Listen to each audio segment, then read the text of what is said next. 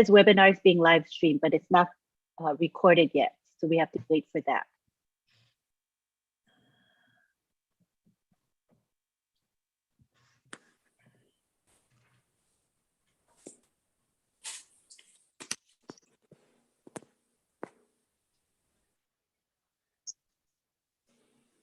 All done. Hey, everybody, this is Ron Hulbert. Tonight, you are here at Friday Night Live here in January 28th of 2022. We have a special program for you tonight, which is going out all over the world. So we're excited about that. So let me introduce my co-host to put this all together. Lynn Nakamoto, St. Petersburg, Florida. Come on down, Lynn. Thank you, co-host Ron. Thanks for all you do. So today we got a special presentation, and we have engineer Mike Ojantambia, who's going to share the mic with me to present data centers. And we are honored to have Oliver Fonte, who is an IT specialist. So he will be able to answer any of our questions related to data centers as well. So we're grateful to have Oliver here with us. So as we present tonight, keep in mind your questions or your comments. So when we end, just simply raise your hand and we will call on you. Thank you very much.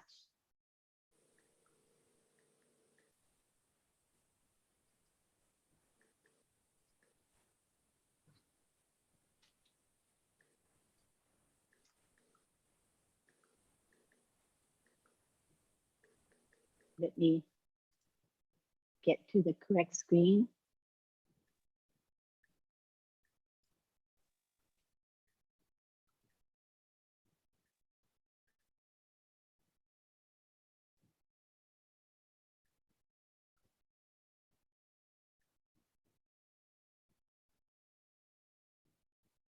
What is coming with OnPassive? Mike will begin speaking. Go ahead, Mike. Good evening, everybody. Good evening, everybody, our Leadership Council members and all our leaders around the globe. Welcome to another edition of Friday Night with Lynn Nakamoto and Ron Hubbard. Today, we want to be talking about the data center, what it is all about, because OnPassive will be getting our own data center. So we thought it wise with Lynn Nakamoto that we should be talking about it. Okay, Lynn, go. So we have two definitions about to talk about the data center. First one says it is a simple way to access servers, storage, databases, and application servers over the internet. Another one says a space dedicated to holding data servers to store and process data. That is what it is all about, the data center. Now, we have various types of data centers, okay?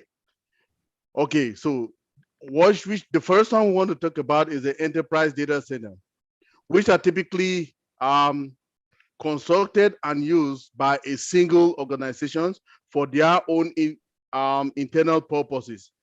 These are common amongst tech giants. So most tech giant companies, they decide to create their own small data center that can store their own data. They don't want to go and be paying for storage, because if you want to rent a data center, you have to be paying for storage and security, not only storage.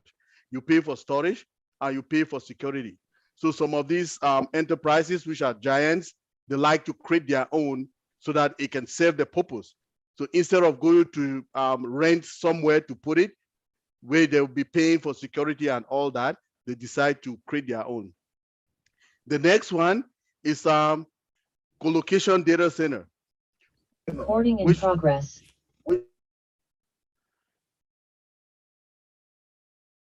Okay, so the next kind of data center we're talking about is a colocation data center, which functions as a kind of rental property where the space and resources of the data centers are made available to the people willing to rent it.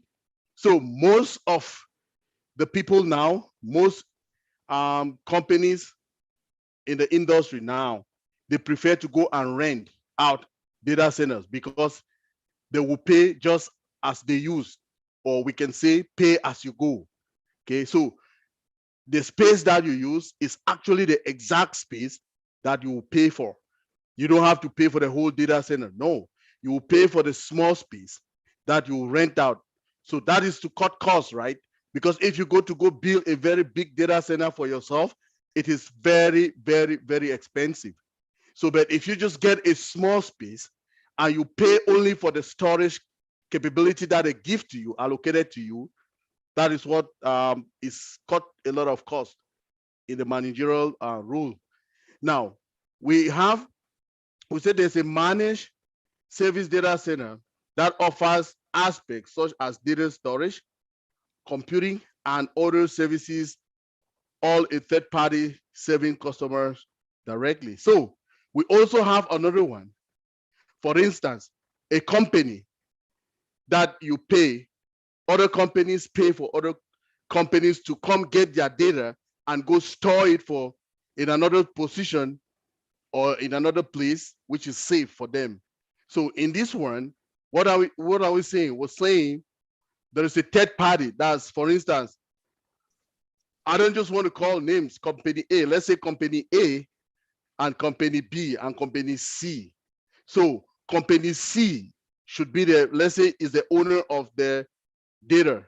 Then company B is the one that is contracted to go and pick information of company A and store it in company C's data center. So that is how it is managed. Now we have the one that is the cloud data center.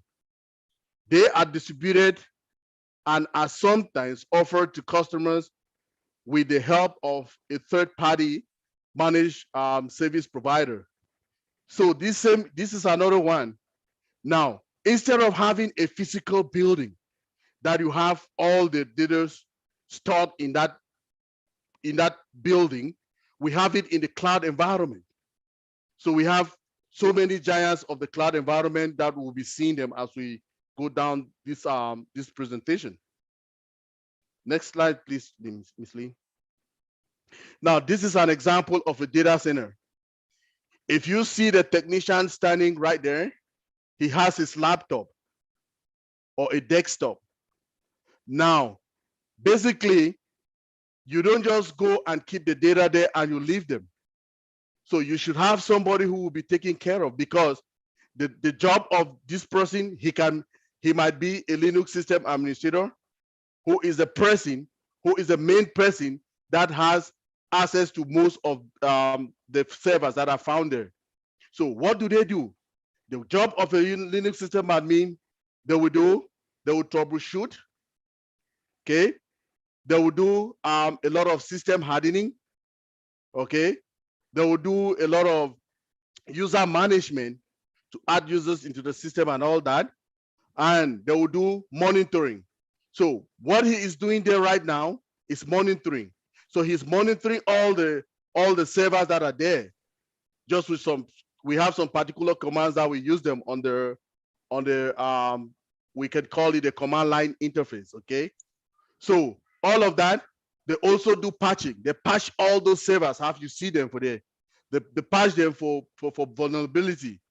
They scan them so that they should not be vulnerable to any man in the middle, or hackers, as we call them commonly in English. But in the IT world, we say man in the middle or man in the middle. Okay.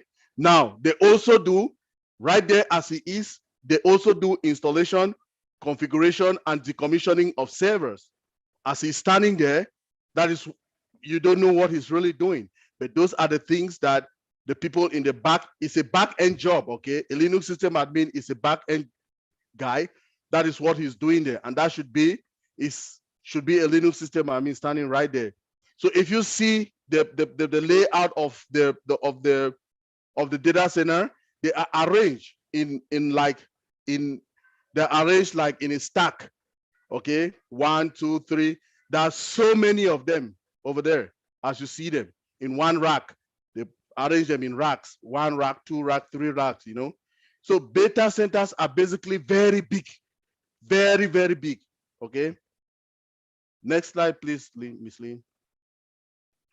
Another thing that we should know about the data centers, if you see this other technician, he is looking at the back part, the behind part of the other technician was in the front path. This one is at the back path. So it has a lot of connectivities, connections that they do here, okay? You can have connections for like internet, and you have the ones that goes internally to wherever your office buildings are. And these data centers are always located miles away from where you work. Some even millions of miles, like in different countries. Some people have them in different countries, as we'll see as we go along. Miss Lynn, please. Now you can see how clean the building, the data center inside is. It is always very clean.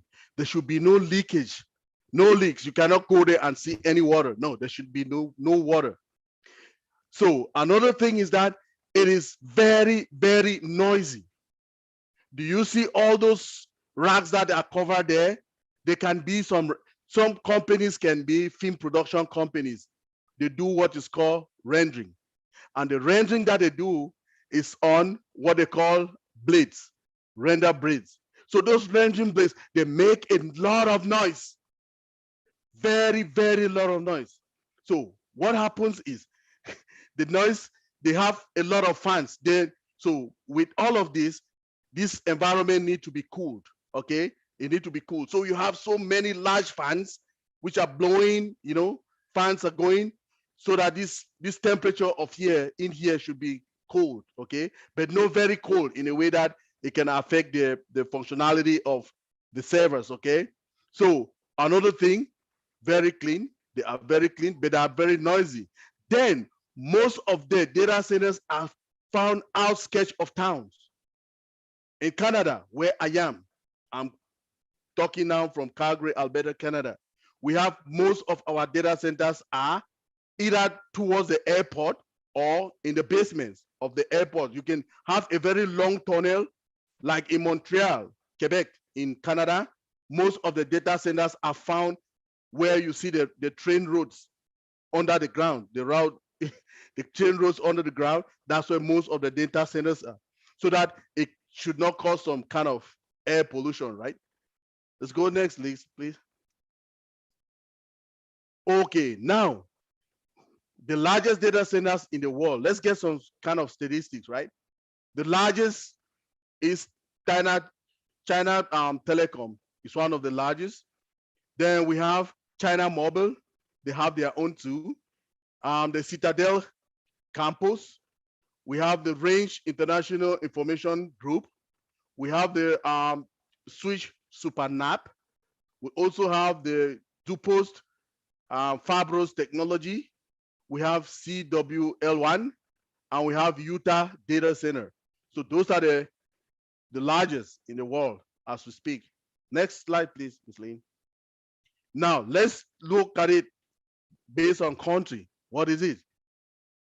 We'll see that the country, United States, have about 2,653 data centers.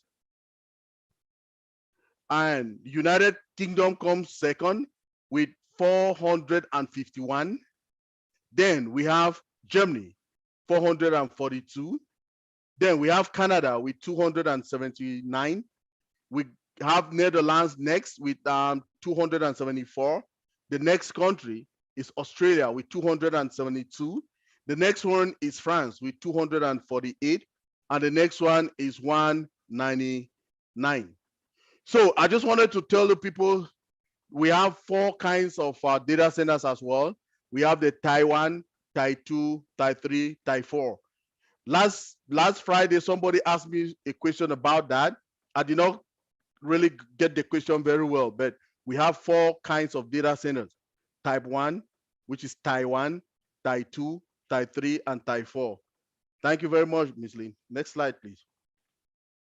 Now, we have the data center advantages. What are the advantages?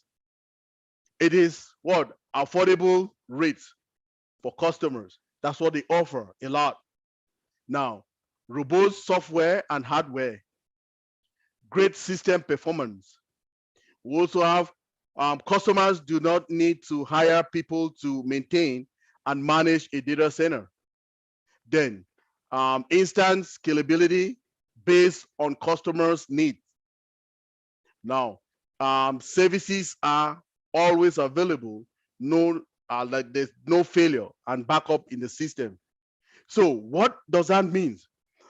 It means that in IT, we have we have some kind of the environments. We call it the environments in IT. Okay, so like we have customized environment, and we have an environment that is just like a generic environment.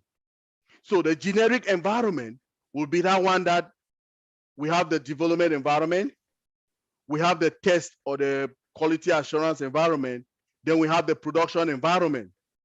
So, but when you come to talk about the environment which is customized, you will have an environment will be the development environment, you have the QA or the testing environment, you will either have a disaster recovery environment or a pre-production environment before a production environment. What is the reason for this?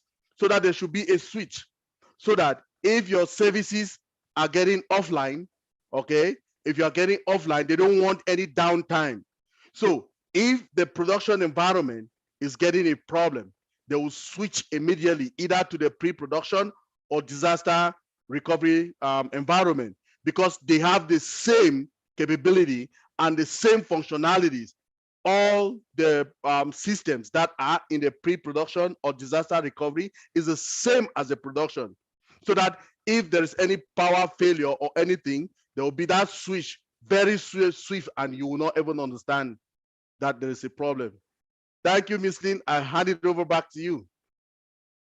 Excellent job, Engineer Mike. Thank you very much. So I'm going to be talking about some other aspects of data centers. The graphic that you see shows the market share of the leading cloud service providers. And as you can see, Amazon Web Services, AWS, has a commanding lead with 32% of the market. Microsoft Azure is a distant second at 19%, followed by Google Cloud, which has just 7% of the market. So you see the top 3 cloud service providers accounted for 58% of total cloud spend in the first quarter of 2021. This is an interesting graph. It illustrates Amazon's income from the first quarter of 2014 through the third quarter of 2020. And you can see that the income generated, excluding Amazon Web Services, is noted here. You see that the growth was not stable. It's the yellow line. You see how erratic the growth was? But when you compare it with Amazon income that includes AWS, you'll see that illustrated with the blue bars. And you can see that there is steady growth when they include AWS. AWS is Amazon's largest source of operating profits. And AWS's revenue makes up 14.5% of Amazon's total revenue of $110.8 billion. And that was in the third quarter of 2021. Here you see that AWS's quarterly revenue from 2014 to 2021 was very steady. It grew, it was stable, and there was significant growth.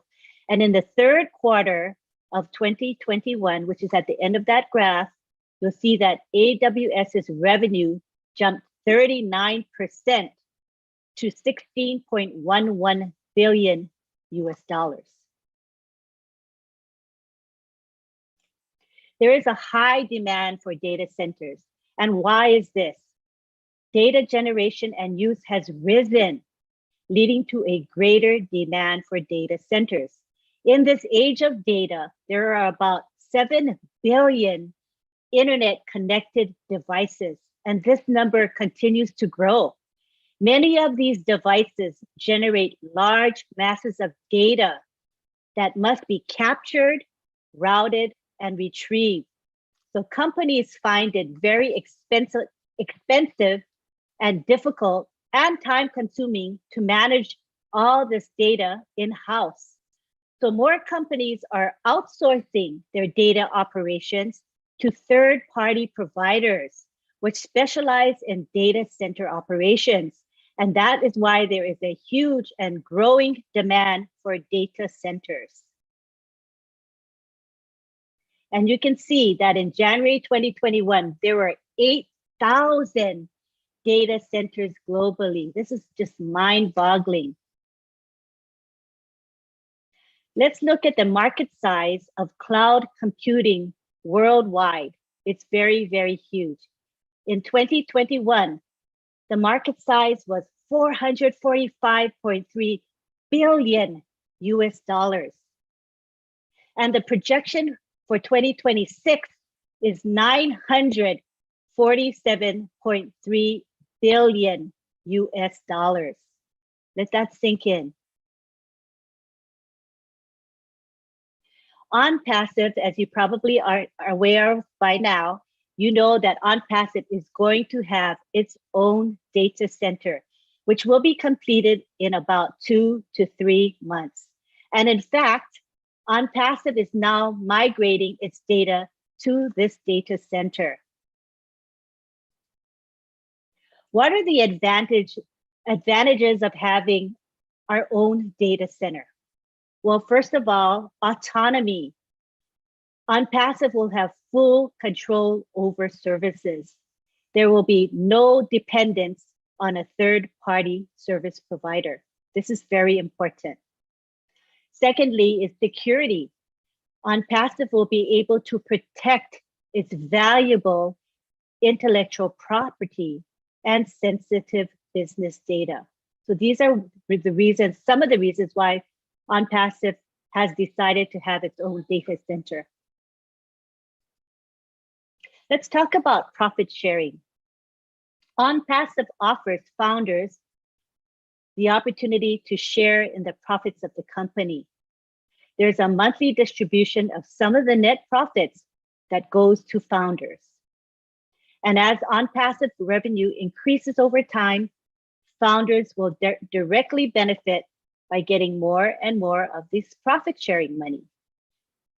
So that's the bulk of this presentation. It was just designed to give you some food for thought and just to know that the future is very bright as long as you're in OnPassive. Thank you.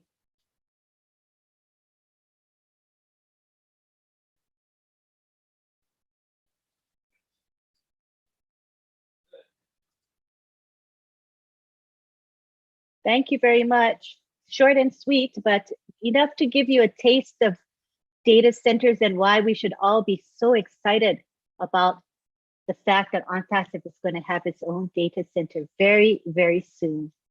I wanted to give this opportunity to Oliver because he might want to be adding some tidbits for us. Oliver Fonte. Yeah. Hi, everybody. That was a very good presentation, Michael and Lynn. It's a privilege to be here, and I'm so proud to be an OnPassive founder. And based on my profession, that I've been dealing with cloud services and data center, we are in a very good position. I will say that authoritatively, and it was a very good decision for our CEO to make sure that we have our own data center or cloud and cloud, because the mafia that is in the tech industry, anything can happen with us. Anything can happen with our data with AWS. And I was very happy when he told us that they are doing that. We are doing some migration now from cloud, from AWS to our own cloud. to our unclass data center. That was something that I was very happy. And because the mafia that is there, I think if everybody can understand that Donald Trump today with Paolo and AWS, they're in court. And for a company like OnPassive, a giant monster company like OnPassive, to store their data in somebody else cloud center is not a good thing, because they can frustrate us and frustrate our customers. So being that we are here, and the amount of revenue that our cloud center is going to generate is going to be humongous. Because the way the cloud center, and the CEO also told us that we are going to have an AI cloud service, that we are not going to have a 2020 cloud services. That is huge. This is something that is going to the market. We are going to beat Amazon, Microsoft Azure, and Google Cloud, hands down. Because our security, first, the CEO told us that we are going to use fiber optic cables to connect to our servers. If you look at our pictures, if you look at the pictures that what we have now, and the speed, if you look at the speed that we do have on when you want to move from, when you are in your own mail, you want to move from your own mail, or when you want to log in, you want to get your OTP to log in. If you look at the speed, that is fiber optic cables. That's the work of fiber optic cables. The brightness, that is fiber optic cables. The security also, the migration of the data, it comes with, they will use virtual, our VPN. We do have the tool, and our tool is also with AI. This is something that we are going to monopolize the digital space. We are going to monopolize, because we have our own tools like the VPN that we are going to use to migrate data. If a customer comes that want to store data within in our cloud service, the customer should not be scared, because the transmission of those data, and for what I'm sure, is going to be TLS 1.3, because the other one that is there is 1.2. I don't want to go too much technical, but when the CEO also told us that we are transmitting our data from different locations, I knew, he didn't say it, but I knew already that we are moving into our own cloud service. And he came and confirmed it the other day that we are migrating our data. And how are they going to sell it? Customer that comes, it is always in three parts: software as a service, which is a SaaS solution; PaaS, which is a platform as a service; and infrastructure as a service. If a customer comes that he wants to use a software as a service, that is SaaS, the price is different. The price is going to be different. We should also understand that when they talk about cloud service, is virtual, that you can be in any location and you can work in any location. You can work in any location on this planet Earth. So with the pandemic that is now, in fact, our data center is coming at the right time. It's coming at the right time, because a lot of companies now, they work from home, and they are going to use our cloud, and they are going to use our cloud service. Go back to the SaaS solution that I'm talking about. SaaS solution means that all the companies OnPassive cloud service will provide all the services for them. The penetration test and the backup, everything they are going to do it. A PaaS also, a platform as a service, OnPassive is also going to do 3/4 of the job for them, to maintain their environment, to make sure that the security is good.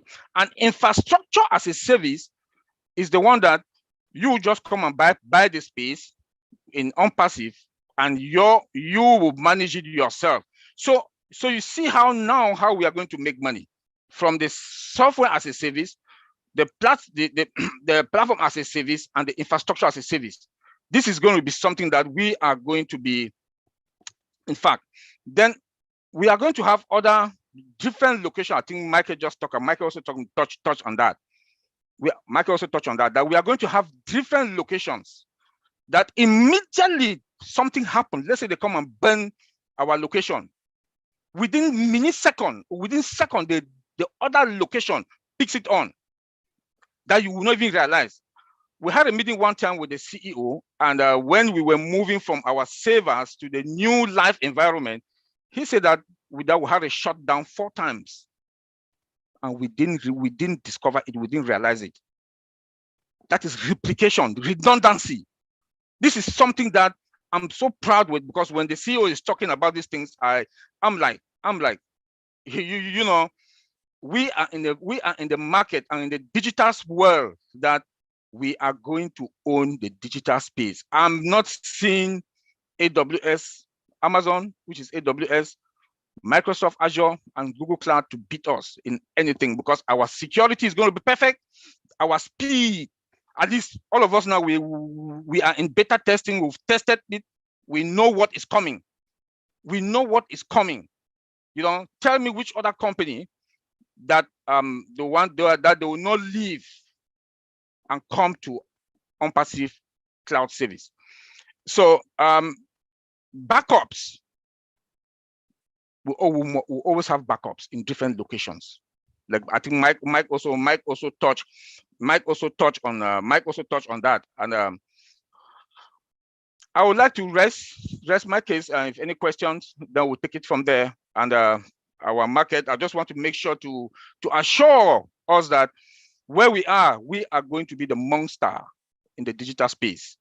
And when the CEOs told us that we have a space for 1 billion data, I laugh. That will be within 6 months. That will be within 6 months. Any company now, all plus the US federal government, they are moving all their data now. They are shutting down all their data centers. They are moving everything now to cloud. So I know we are going to take part of that market, and even half or 3/4 of that market. Not talking about Europe. When I look at Europe, it's still a virgin zone. When I look at Asia, it's still a virgin zone. Not talking about Africa. Not talking about Africa. When I went to Africa, I went to Cameroon, my country of origin. I went to banks and some insurance company. I just saw savers and cables anywhere. It will not happen anymore, because we are. The good news is that we are in more than 200 countries. Tell me how we are not going to grab all those markets. Our cloud service, like I think Michael also touched on that, or Lane, that the market cap. I'm telling you, we are fine. Our cloud service, we are going to monopolize it. Thank you. Thank you very much. It's bigger than we thought, right? Us lay people. Yeah. We know, yeah, data centers, oh good, OnPassive is going to have its data center. But did we realize what it actually means? What it means to not only us as the founders, but to the world, right? Because our AI-powered data center is going to be very sophisticated. And I believe pricing-wise, we'll be undercutting the competition, correct, Oliver? Yes. Pricing? Yeah, the pricing. So the pricing. I just say it's going to be priced in 3 different levels. Software as a service, a platform as a service, which is PaaS, and infrastructure as a service. So in these three forms, I know my company pay $1 million just to do the migration. $1 million for migration, and it was within 2 to 3 months. And it was a small data center. So we are going to make money also from that end to migrate a lot of data from the original data center to the other data center. And we are going to also have, how do you call it? Third parties. I know a third party that my company now, they want $3.7 billion. They get our data and they store those data in AWS. I will not call the name. For those are proprietary information. So we are going to have a lot of third party that they will deal with, that they'll come and deal with us. They'll have a lot of third party that will come and deal with us, and that's where we're also going to make super money. Thank you. Thank you. So it could be possible that our revenue through the data center could exceed revenue through our digital products. That's possible? would you say? Yes. The good news there is that I think the CEO also told us, said that last time, that all we are going to store our data. Remember that he told us that only GoFounder before, which is now OFounder, he pays I think it's $35,000 a month for that. That money now stays with us. That money now stays with us. Look at what, let me call him, Walmart, I think you had in one of your slides, pays $30 million every month to store their data. Imagine if we do have 1 or 2 billion customers, how much are we going to pay Amazon if they have our data? That should be between $10 to $20 million a month.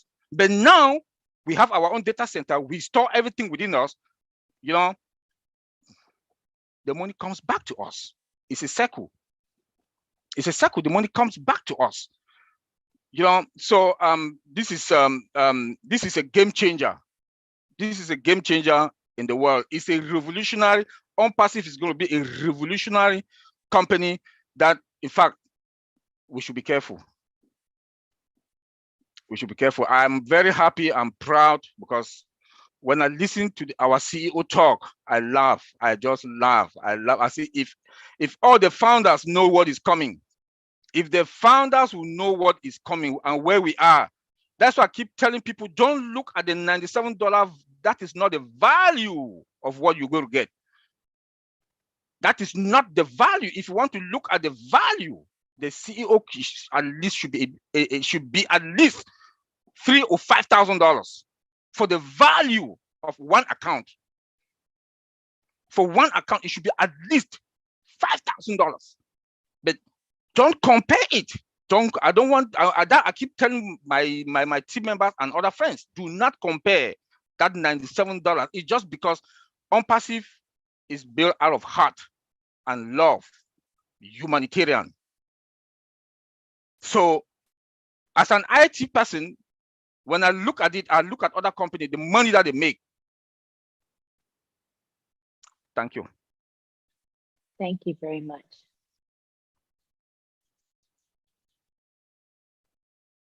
Mind blowing. That's what I say. There must be another word for mind blowing, but that's what comes to my mind.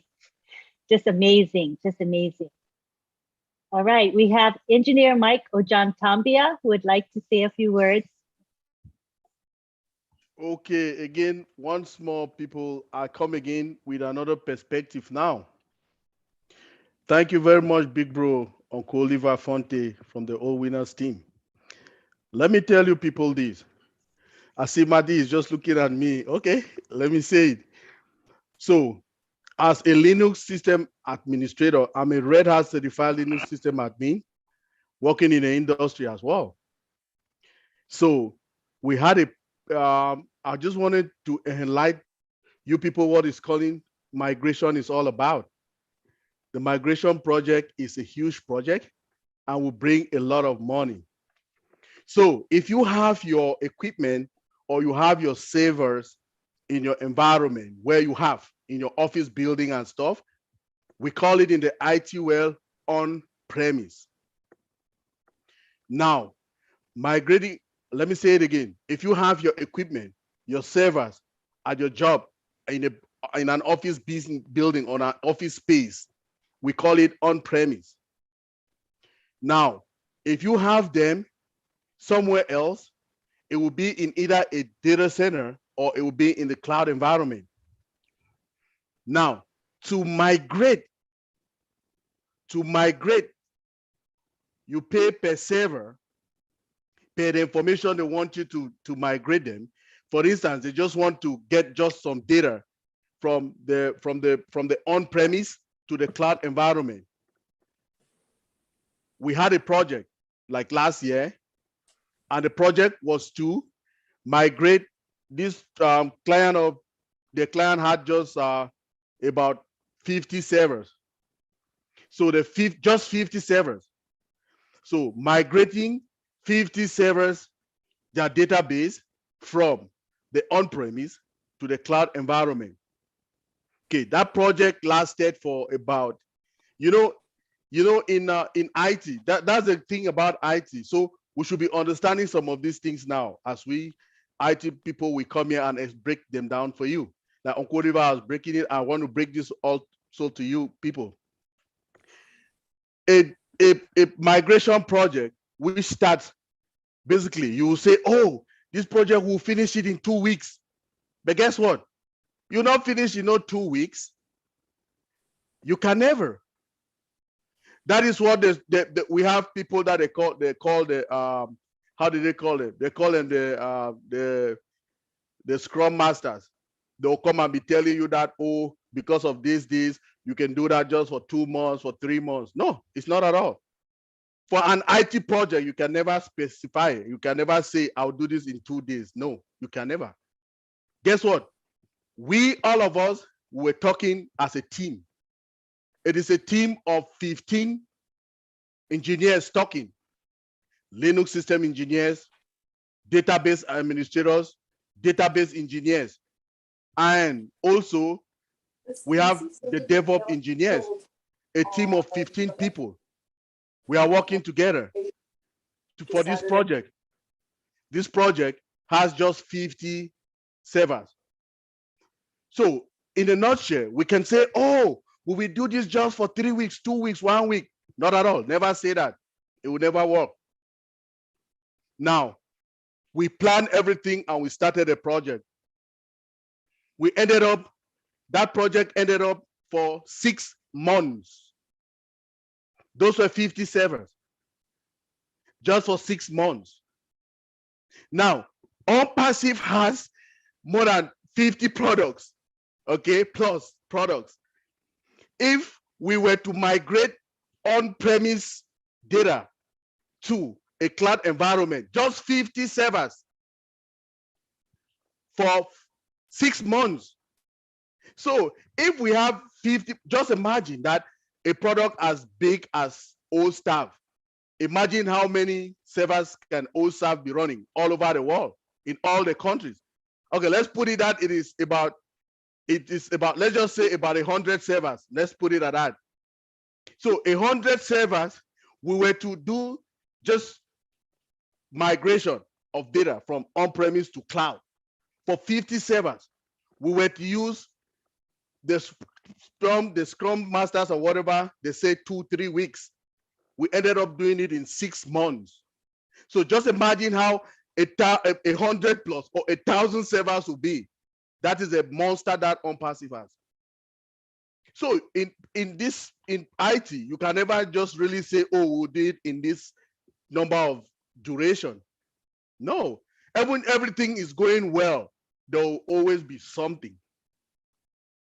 So I just want to let us all know that that migration will be something that will give us a lot of money in OnPassive. So for that 50 servers, do you know how much so we were doing it in bits. The first part was just to do the databases, to transfer the databases or from the cloud, from the on-premise to the cloud, to migrate them. Migrate is another word for transfer, okay? It's just to transfer them from one location to the next. So it took for one server, how much we charge? One server is $5,000. That's 5,000K. That's 5K. Just 5K just to transfer those databases from the on-premise to cloud. So for 50 servers, how much is that? That's a lot. That's the first part. Now, as a Linux system administrator and all the other database people, we need to take now all other information. For instance, if one of the servers was an HTTPD server, a server that has HTTPD on it, Hypertext Transport Protocol, which is transfer protocol, which is HTTP, which is one of the protocols that most websites are being built on. Most websites are built on HTTP and PHP, but like 98% should be on HTTP. So we have to transport now that one. Transport, transfer, or migrate is the same word. We had to take it down from on-premise and go to the cloud. For that one, we are charging $4K, like $4,000. So for that, the 50 servers, how much is that? So that is done. Then we will come now to, again, decommission all. It is not ended like that. The job has not ended. We now to decommission all the other servers, the older ones, which are 50 of them. We have to decommission them. And per decommission again is like 3,500 per decommission. So for 50 servers, how much is that? So just to give you an idea that companies will come for us to migrate their data, to migrate it from on-premise to cloud. That is a lot. I just want to throw that to us there. I mean, I have a lot of people who understand what I'm saying. Thank you, everybody, again. Thank you, Mike, for elucidating us on that.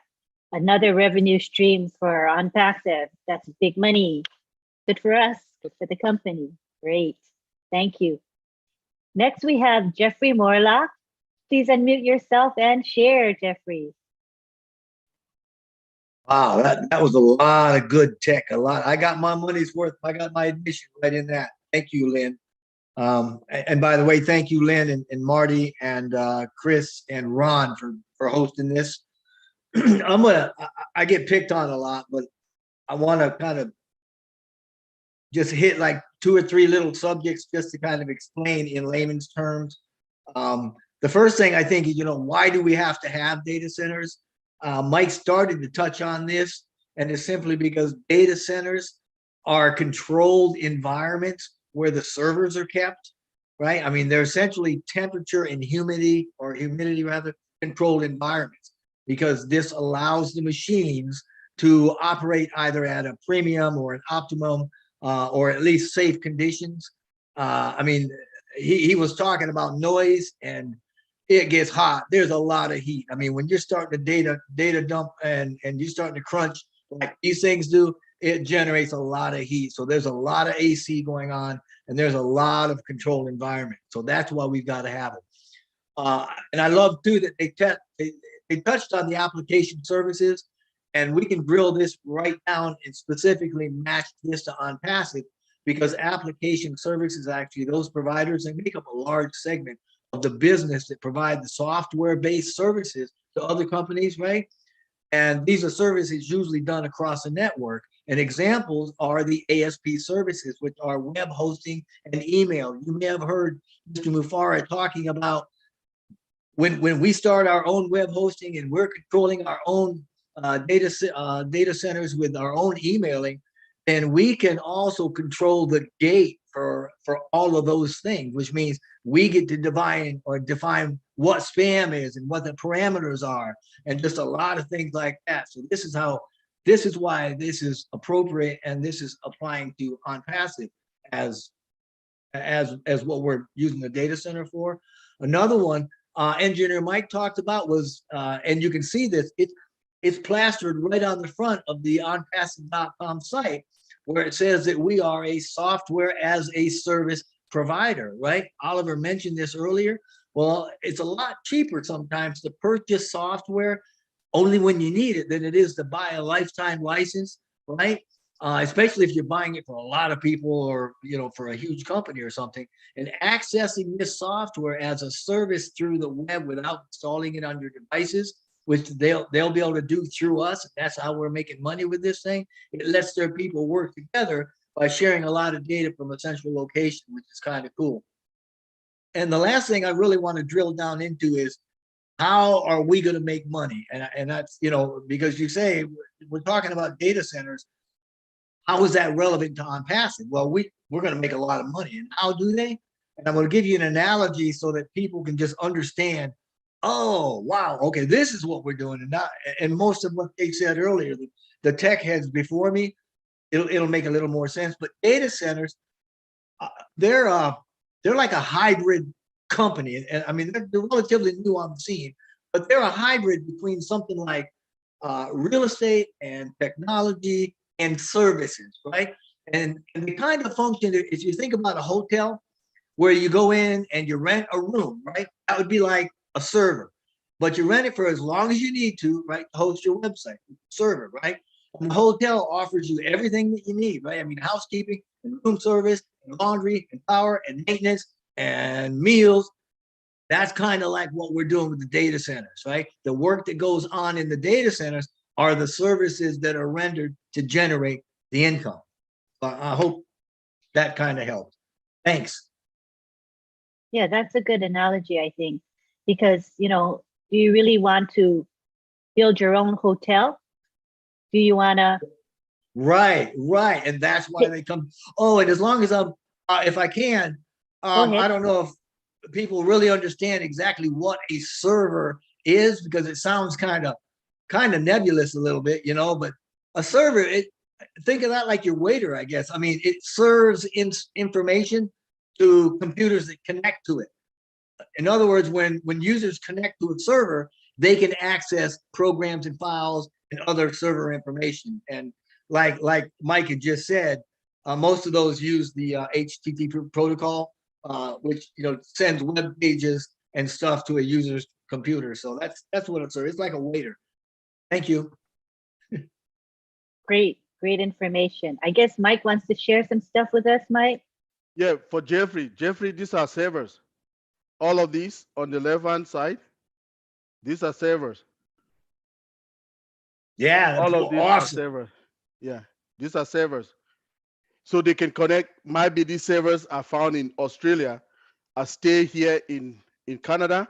I can log into them because I work with them, right, remotely. So that's what we're saying, remotely. So they are virtual. You can't touch them, but it has all the components that you can think of. Look at it. It has a CPU. The CPU is, it has a CPU. Remember the CPU, the central processing unit, that before the old days in the 80s and 90s or early 2000s, they used to have them under the table or you put them somewhere, you know. Yeah. But these ones are virtual ones. So let me show you what it is. Let me show you system. Oh, sorry. Hey, Mike, Let me while go- you're looking at that, if you can Yeah. also address, you started to a little bit ago, but if you can also talk about your redundancy here, Yes. I think that would be a good thing too. Okay, sir. No worries. So these are processors.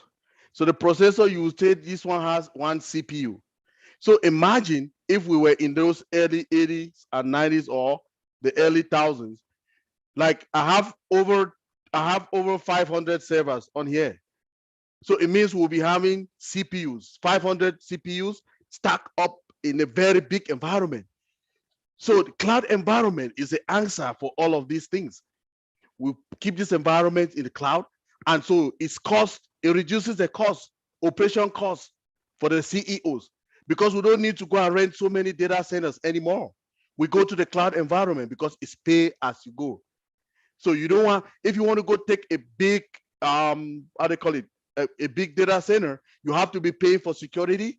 You have to be paying for technicians to be doing all the job that they're doing and all that. Now, when we talk about redundancy, it's like you have like in the Linux world, we call it decommissioning. Okay, so those decommissioning just means that some of these servers, if you don't need them anymore, you can decommission them. It has a process for it. Okay, so for instance, we start with a 30 days notice. You will go and create a ticket.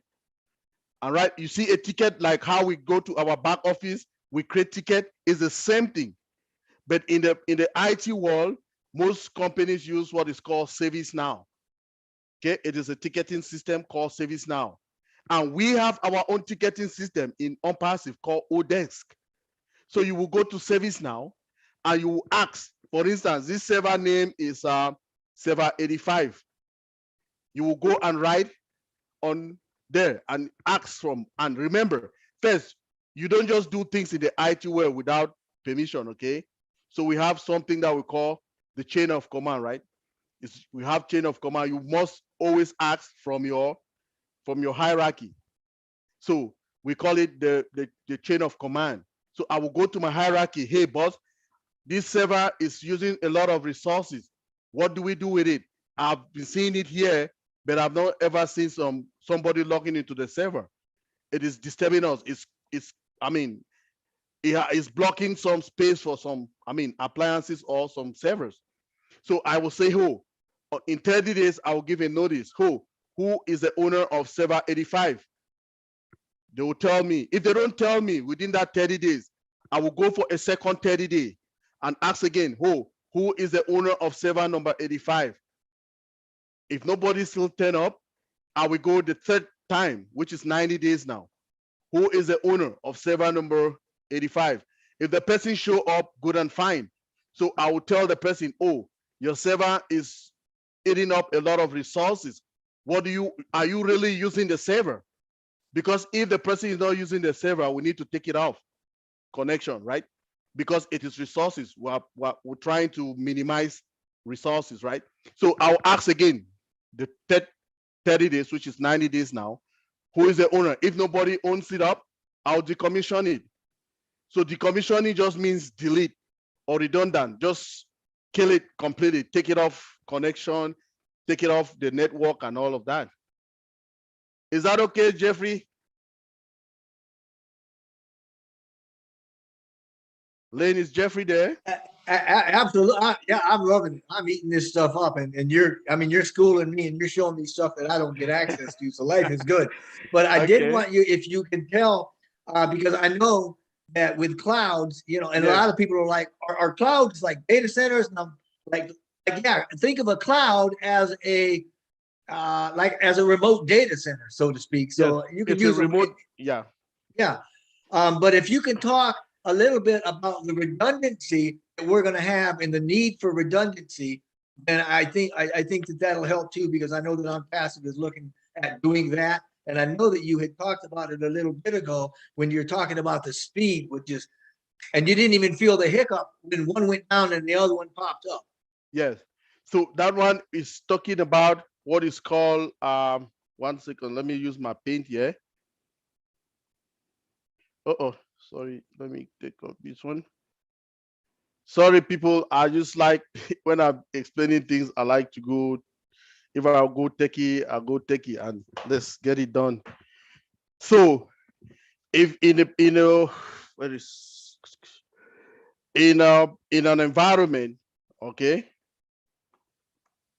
we just put it env. We have the development environment. We just call it the dev. We have the dev, the QA, or it's called either the QA or the test, or you can still call it the staging. Then we have another one, which is the prod now, PROD. So the production environment. Now, this is the generic environment that we have. Okay, this is called the generic one. Now, we have another environment which is not generic. This one now is the one that is customized. So the customized environment now will be customized env.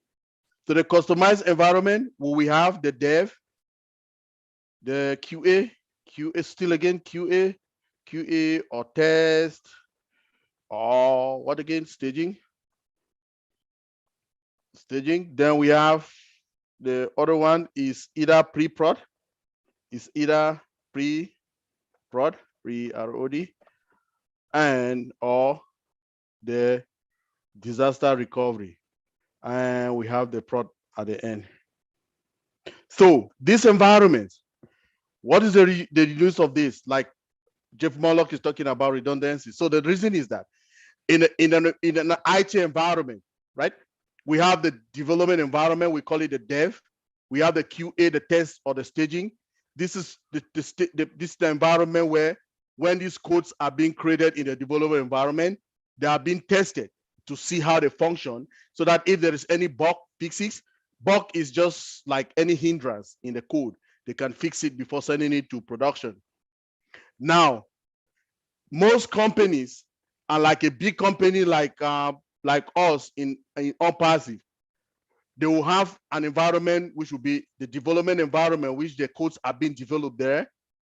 have a QA, which is the quality assurance. QA just means quality assurance or testing.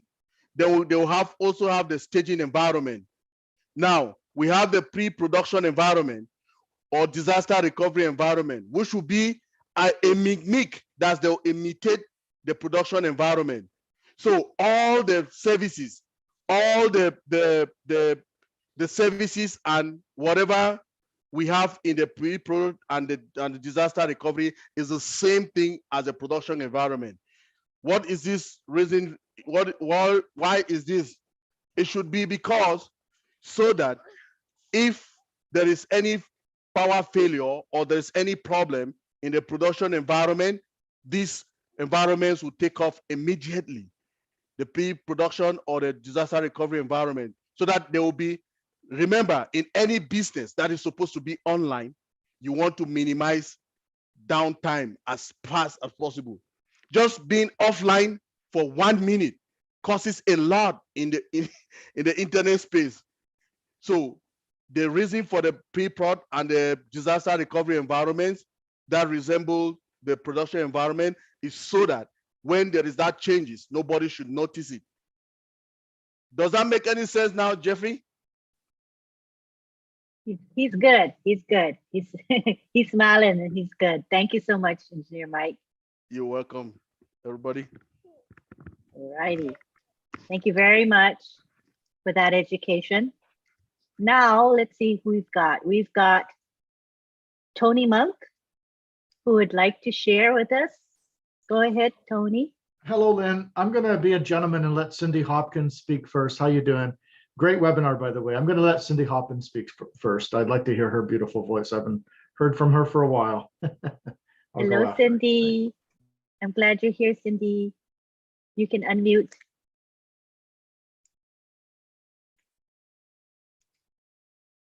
I've asked you to unmute. Just click the button and you can speak.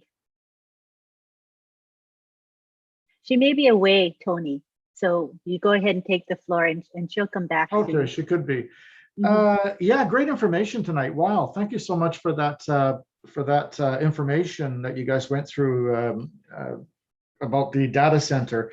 I have a question because I'm not IT. I'm not an IT guy, as all of you know. But it's fascinating. I hate to interrupt you, Tony. Oh, there she is. There she is. Okay, I'll let you go. I'll go.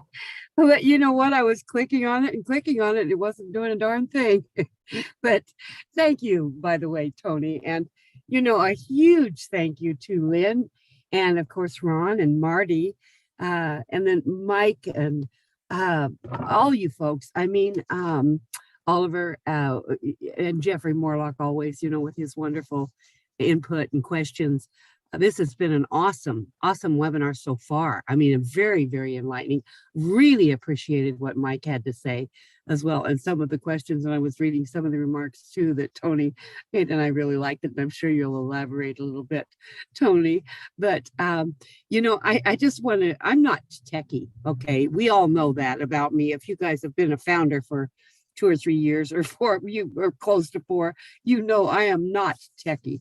I do love people, and I love the idea of profit sharing with our company and knowing that, you know, our company was going to look out for people and help build their business, and all they had to do was be an ethical founder and then purchase product come time to when we launch. And the fact that this market, I mean, our digital products and the digital world, you know, the digital world globally is just growing at a massive rate of speed.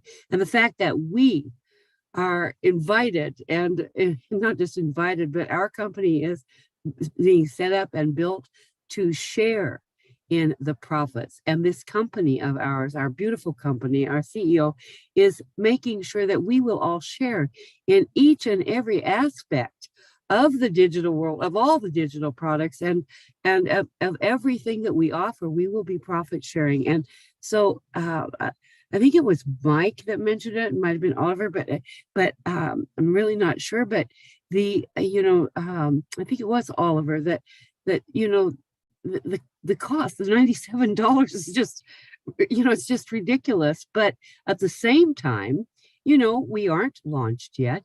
We are founders, but really mark my words, all you wonderful founders out there.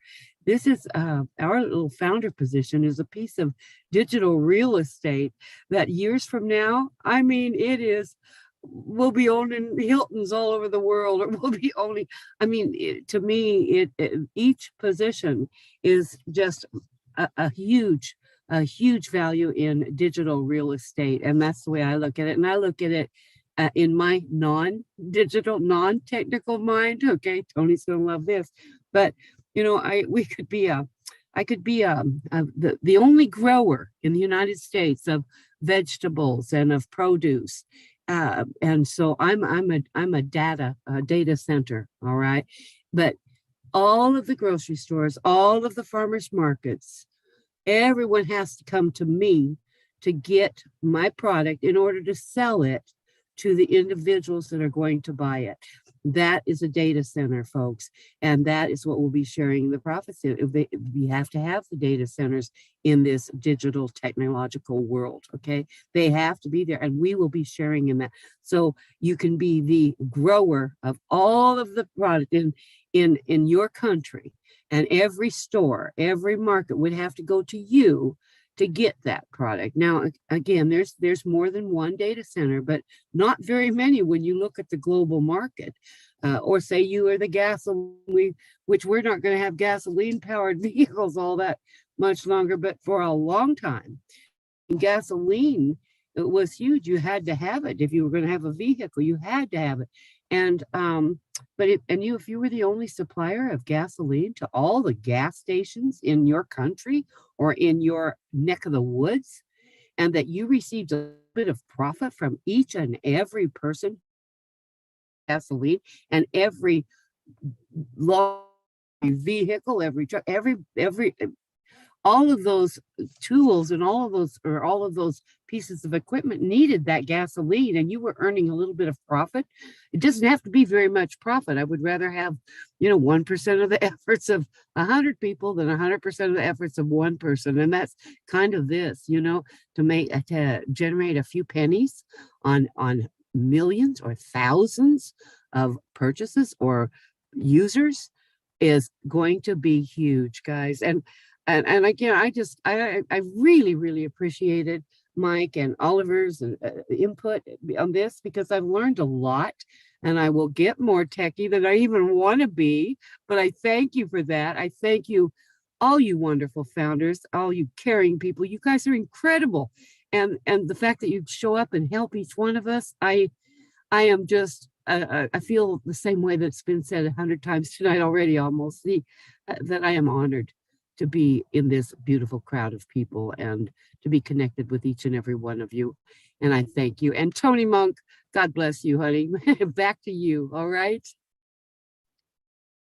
Thank you, Cindy, for your contribution. I think you helped us understand with that market analogy. You can kind of picture it. It makes more sense to me now. So I appreciate that.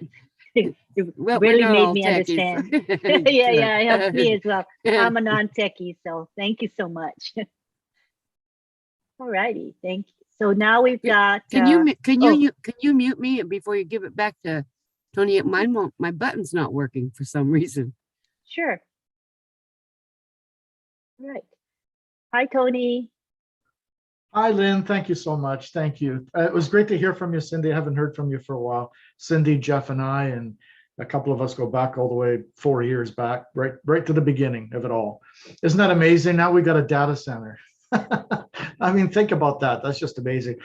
Jeff, I thought the same thing. Like years ago, when I thought of a data center and servers, I thought of a big room with a whole bunch of huge, a bunch of computers, and it took up a lot of heat and stuff like that. Now it's all internal. It's not even external anymore. We don't have to rent spaces with machines and stuff. Everything's done online. And that's amazing. That's really, really amazing. And to have a piece of that, that's just phenomenal. And the thing is, we're also going to rent out our data space to a lot of companies that are going to be using us. So that's going to be even more revenue in our pockets. In the old days, I get the privilege to talk to Oliver. Almost every day we talk, and Oliver teaches me a lot that about the IT part of it. And I'm still a little baby in kindergarten stages learning about it, but we talk a lot. We inspire each other because we're so passionate about OnPassive and about the journey that we've taken and the journey that's going to be ongoing here. But my question is to Oliver, my brother, is this: in the old days when I used to have like a domain name and landing pages and funnels, I used to use cPanel to load these things, to rent their space to put the stuff on it. Is a data center similar to a cPanel, but say 1,000 times more than a cPanel? The answer is yes. More sophisticated even. Yes, and most. I think the CEO told us talk about cPanel, that we are going to have cPanel. You can come and have your own small space and have your cPanel there. Yes, it's going to be sophisticated because it's going to be with AI. What is AI? Machine learning. Machine learning now, we are going to program or fit those algorithms in the AI that is going to dictate any bad guys that want to come into the system. So like the other cloud service that are now, they're not going to compete with us because the CEO he mentioned it that we are going to have an AI data center. So we are going to program all those networks that are going to dictate any bad guys that want to come in, the penetration testing, everything, the vulnerability scanning, everything is going to be there that the bad guys will not be able to tamper with us. And a lot of companies are going to move and come to us because of that, because of our AI cloud center, data center. So bad guys, you're talking about hackers. Hackers, yes. Hackers, right, Oliver? The hackers. Okay. Oh, yep, the hackers. I have one more question, just one more question, and I'll let, I know there's a lot of hands up. My next question is, what kind of security features are we going to have to protect us from these hackers? What kind of security features do you guys use now? Like, for instance, one that I always recommend to where I work, to all the vendors: penetration testing, the annual pen test, the annual penetration testing, which is it's being done by a third party.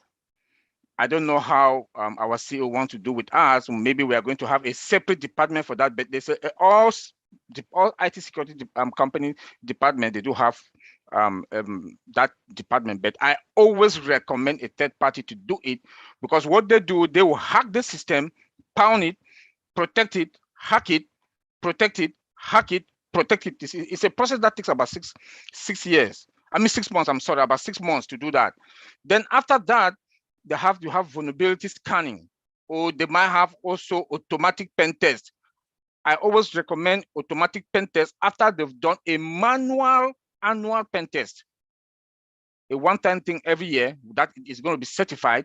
Then now they can be doing their normal automatic penetration testing. Then also after that, the vulnerability scanning can come. It might be monthly, 2 weeks, it depends on the company. Then later now they start doing the patching. So even the malwares, we also have to protect it using, like, you can buy your malware in the store to protect your personal laptop.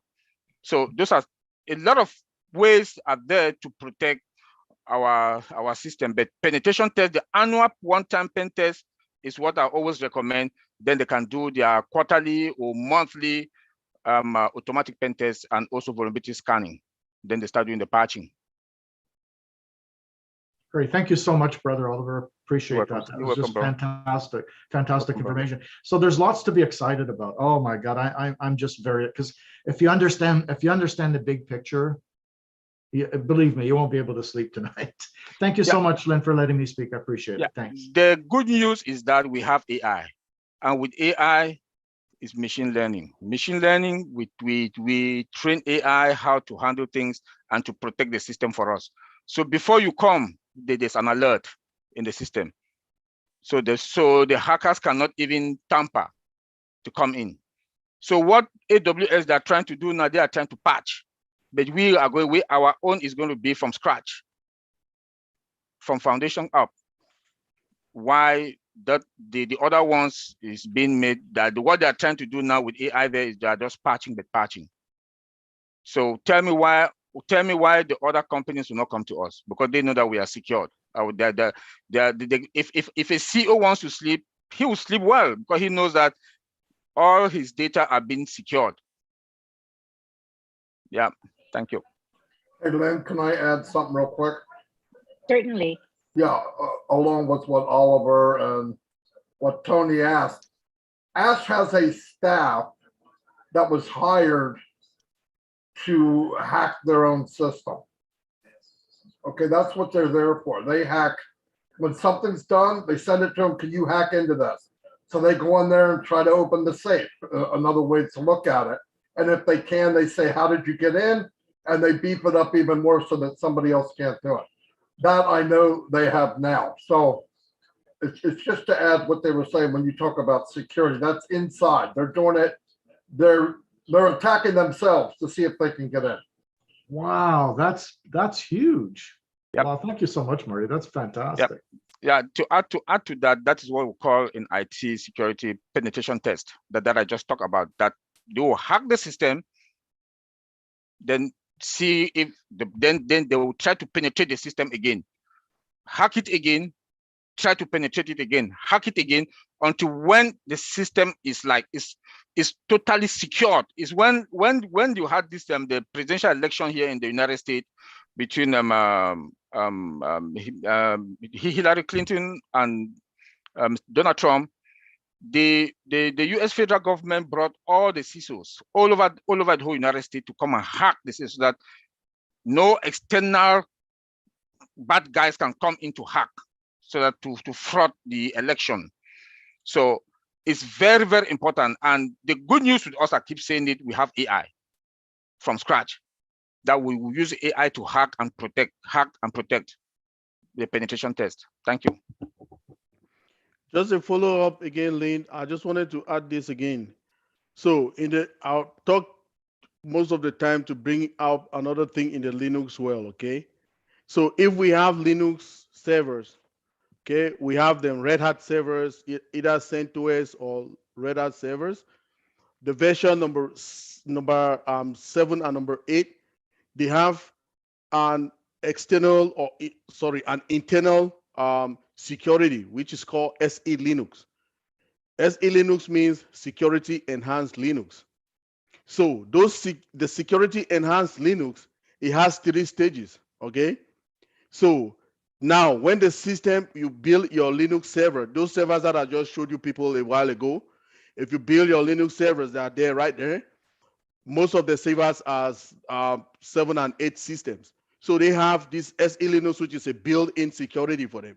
So it helps the system to dictate or to filter any outgoing and incoming data. So it's not just anything just come to the system and it takes it. No, it filters them. That's what Uncle Levi is calling the penetration test, as we're talking about. This system, which they are Linux system, they do the penetration test themselves if they have, because they have the SE Linux built in them. So if our servers in Hyderabad, if we have most of them with Linux, either CentOS flavor or Red Hat flavor, the 7 and 8 systems, most of them, they have the SE Linux built in them, which is a security measure that helps the system to dictate or to filter ingoing and oncoming data. Thank you very much. Yeah, in addition to that, also let me add that I think it's my brother Tony asked about cPanel. cPanels are now, they come with Linux or Unix operating system, and we all know that Unix and Linux operating system, they have an original inbuilt security. That's why all Apple products are being built with the Unix or Linux operating system, because they have a defense already in it. That's why they cannot use API. You cannot use any other external operating system or machines to link it to them. And our CEO did a very smart thing with all our products. All our products have API that is built in them, so that we can use any other external. But I want to talk about this the cPanel. cPanel, that the way they build them is with Unix and Linux operating system that has that defense already for security. So we are powerful. We are powerful. I will not lie. When the CEO talk, I just look. I don't know what is that doing behind, but I can just visualize with my background and know that this is what is going on and this is what is going on. So when it comes to security, we should not panic. I know as a security person, I will not give 100%, but I know we are fine. Thank you. Thank you. Very impressive. Mind-boggling. Next, we have Dr. Bill Williams. Come on down. Hey, buddy. Good to see you this evening. Happy birthday, Marty. I had an analogy I thought would be useful. You know what I saw when we were talking about these data centers and all the capabilities that we have? I thought about an all-inclusive resort. You know how you can go, and most places in the US, you go to a hotel, but then you got to go out to dinner and pay for dinner. Then you got a movie or a theater, you got to pay for the theater. And then you go to the spa and you pay for the spa. Well, down in Mexico, where Red is, and I'm going to be down there starting next week, trying to find Red. I don't know if I'll find him, but I'm going to look for him. If you stay at an all-inclusive, you've got your hotel, your choice of 4 or 5 restaurants, you've got your tours included, you've got the beach, you've got the pool, you got your Wi-Fi included. You know, some places you have to pay for it. Everything's included in an all-inclusive, and that's what OnPassive is. Now that we have our data center, you know, we have our websites. They're going to host it. They're going to service it. They're going to market, close sales, provide income. It's an all-inclusive, one size fits all under one roof, everything for everybody. You know, it's cradle to grave. If you join, you're basically set. So that was an interesting analogy, I thought. There was a time when Ash was talking a lot about the matrix and 3 and free and building your downline groups. And then about a year ago, he changed his tune. He said, we're not talking about these matrices, and we're not talking about these structures anymore. And one thing he said that was important was we're going to have a different source of income that's not related to these structures. And I think he was thinking right then about a data center that would be income sharing, revenue sharing from the side, because remember he said we're going to have income from above, income from below, which that sounds like a team, and commissions. But what's coming from the side, I couldn't figure it out. But it's the income that comes in where we don't do anything. And that should give everybody around the world comfort to feel good about income coming in where there's no activity on their part in terms of sales of your team. It'll be divided up among the team, of course. That's an interesting thought. That's true revenue sharing. That's just not compensation based simply on sales that come under your team. So that's to me, that shows that what he said, this is bigger than you can think it is. This is the reason. So I had a question for Oliver and Mike, and it's a rhetorical question, but as you were giving your presentation on the technology of the data centers, I thought, is there any way that this prognostication could not happen? I mean, when Ash says it's a done deal, if this data center thing is as good as it sounds, and it is, I'm sure, then this is a done deal.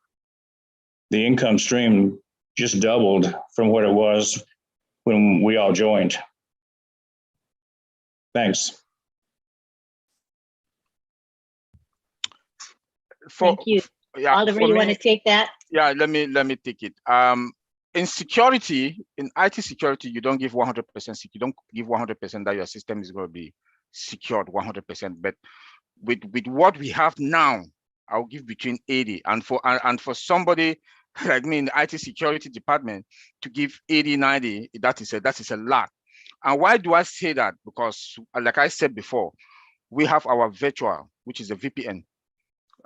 we have our virtual network, which is VPN, that we use for the transmission of the data. And like I said, I know what Ash can do. It's going to be TLS 1.3, which is the latest now in the market to protect the transmission of data. So if any company wants to come and buy our product, then the one, since it's cloud, is virtual, they want to work from home, they want to be any part of this world to work, they will have the VPN that they work to protect their data. That is like a pipe that you protect to pass your data through. Again, let me come now to say that our data center is being built with artificial intelligence. That is to easily dictate all the cyber threats that are coming in. Now, which we should also understand that the most dangerous people in to attack are the insiders. Insiders are people who are most dangerous when it comes to IT environment. So there are policies and procedures that most of the employees in there working in there, that within every 3 months they have to make sure that they meet all the company minimum policy requirements. So as they give limited privileges to people who are working, so that you have access to only this particular area, that you don't have anything to do also on the other end. Look like the federal government. Before you work with the federal government, you have they have to do you clearance. They do you clearance so that you have limited section that you can work based on your clearance, because that is also to protect data. So other companies, like my company, I cannot even take a bribe. Somebody wants to give me $10 for gift, no way. I can't take it. Or even gift card, I can't take it. We all have limited privileges. And with OnPassive, it's going to be, we have that, but it's left on you, the company that want to come and buy our services. You will know how to give those privileges to your employees. That has nothing to do with OnPassive. When you come and buy our product, we will protect it at our end. OnPassive will protect it at their end. But from inside your company, you have to have those policies that your employees, they should not be able to that, because as an employee, you have access to those data, to some of this data. So let me ask you about, when you're talking about this danger from within. Yeah. What about the ransomware, the hackers that get in there for ransom around the world? Those guys, do we have a special thing about OnPassive's data centers and artificial intelligence that will protect us on that? And will we have our own antivirus system or use others? Yeah. Yes, we do. AI alone, like I just said before, that AI alone has its own security and cyber dictation alert that also protect. Then we also have our VPN, our virtual network that will also protect. So that's why I say at our end, in the way I look at it, I don't know how it's going to look like, but when I just picture what Ash is saying, I can authoritatively say that our system and our cloud center are going to be well protected. Let me add it in a different way there, Uncle Oliver. Yeah. Yes, Dr. Bill, let me take you somewhere. Let me do something for you. Let me do something different so that you can really get a little bit of. Thank you very much, Uncle Oliver. Sorry about that. So I want to show you this, Dr. Bill. Let's talk about security. Let's talk about what is happening, right? Okay. Now, let me show you this. This is a computer. Let's take that. This is one computer here. This is one. And we have another thing. This is this. This is a cloud environment. Let me give you another computer here. One. And give you 2 computers there. Then I give you another computer here. You see here. Sorry about the diagram, it's just to explain something to you so that you can understand. And let's have something like other 2 computers over here. One, and we have this one. let's just say this another computer here. Okay. Now let's take this that. Oops, 1 second. Oh yeah. This one. No, what size is this? Okay. This is what when our CEO comes and talk to us, this is what I'm visualizing. I'm visualizing that. Oops, yeah. We have something like this. This is our network over here, the cloud. And we go here, this another thing. Then this one leads to here. This one comes and goes here.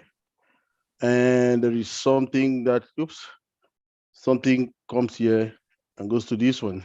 Okay, let's say, oops, let's say we have our, oops, okay. Let's say this is this blocks that I'm drawing here. Let's call them our security. Okay, so this is like firewall. So we'll call them firewall. Okay. So let's say we have a firewall. This what's okay, boom. So we have firewall number 1. Firewall 1. And we have on here we have firewall 2.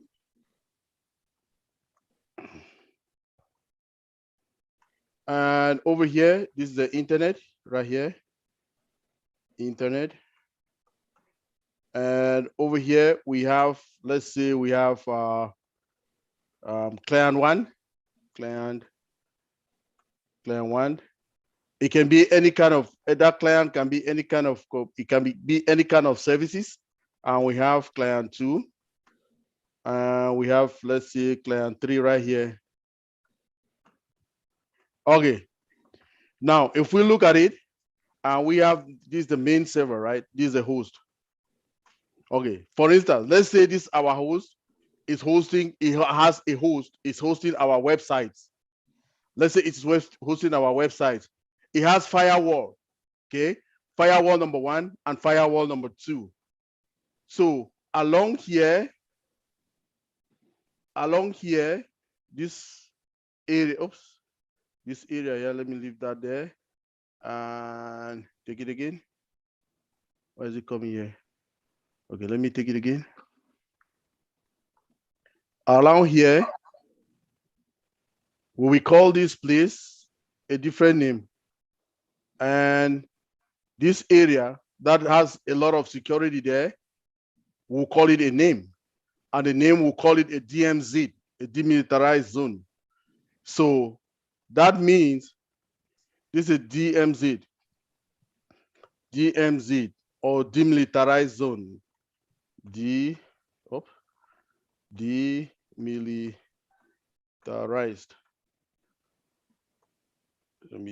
zone. So, which is telling you that we are creating something. I'm visualizing that this is what we're getting in OnPassive, because when you hear about our security and all of that, so this area, which is red, is a demilitarized zone. We have a host. After that host, immediately after that host, we have a firewall. We have a firewall. The firewall rules now will dictate any incoming and outgoing traffic in that environment. So we have our network, which is the internet.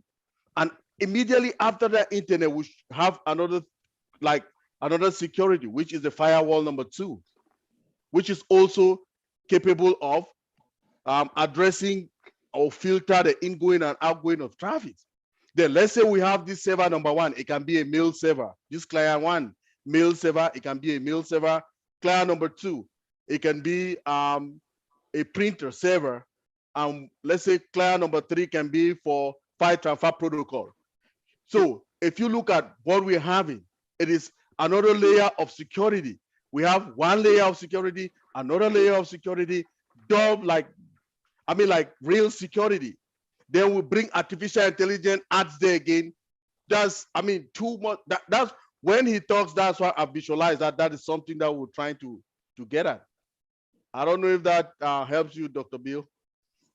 Yeah, let me also add something there, Michael. Thank you on that. Go, Based on that diagram, Yes, when sir. Let me yeah, come back. based on that diagram, Yes, sir. Dr. Bill, our data, the data that is being stored in our premise, in our cloud data center, is encrypted. It's encrypted. They will call that encryption in transit. I mean, encryption at rest, because the data rests within us. So that one is protected. Then now the transmission of the data is encryption in transit, which is also protected. So based on this diagram, we have firewalls, static firewalls and dynamic firewalls. That these are different layers. So you that is your company that you want to come and buy services from us, we will tell you, okay, those employees that you think that they are contractors, those are the ones that are in the DMZ zone, the demilitarized zone. The DMZ zone, we can store them there. But there will also be firewalls, because all the data comes from the internet. You don't trust anything that comes from the internet. So whatever thing that comes from the internet has to be protected also. So, but the data that is going to be with us in our prem, in our that will reside within us, is going to be encrypted.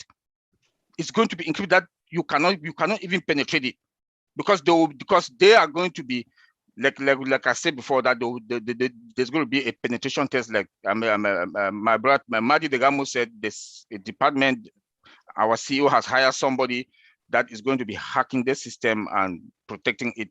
Which is penetration test. But I just want you to understand that we are going to protect your data that is on our environment by encrypting all those data. That we are not going to have access to it. You, the company, you're going to have access to it, and we are going to have extra layers of firewalls, like the dynamic and the static firewalls. So nobody can penetrate in it. We cannot swear 100%, but it can come from your internal employees, because they have access to it. They can get into it. That's why I said, for extra security, we advise vendors or companies to give privileges, so that if you don't have anything to do with some particular data, they don't give you that permission to work on this data. Hey, thank you. I think that is clear. Yes, very good. I think that those explanations help a lot of people, but I think that diagram, maybe you should keep it for an NSC. You might make some money on that diagram. Non-fungible.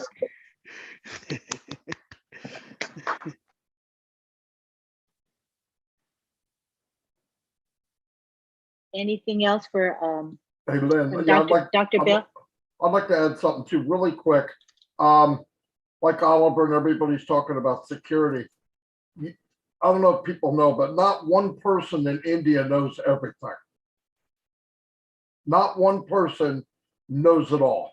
And that's on purpose. People who know, the people who know how to connect, and they're two separate things. So even that far, they've gone into security.